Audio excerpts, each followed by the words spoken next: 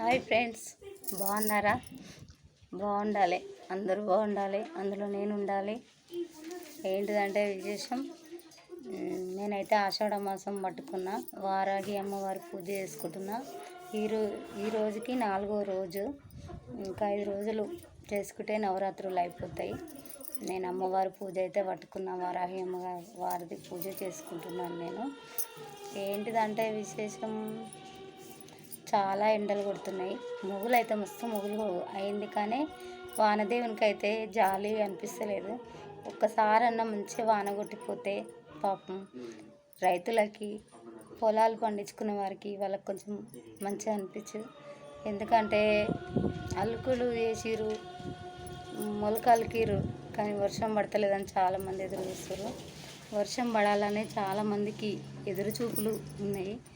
ఏంటంటే వానలు పడక చాలామంది బాధపడుతారు.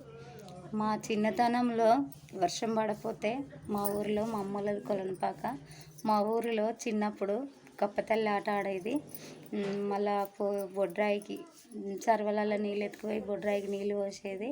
బిందెలల్లో యాపకొమ్మలు పెట్టి అప్పుడు బతుకమ్మ ఆడుతారు, వానదేవిని పాటలు పాడుకుంటా. కానీ ఈ రోజులల్లో కొన్ని ఊర్లలో అట్లా చేస్తారు, కొన్ని ఊర్లలో చేస్తలేరు.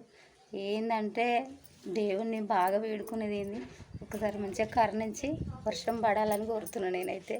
మీ అందరికి కూడా ఎంతమందికి వర్షం పడాలి, అందరు పంటలు బాగా పండాలి అనుకుంటారో నాకు కామెంట్ చేయండి, లైక్ చేయండి, షేర్ చేయండి. Bye friends.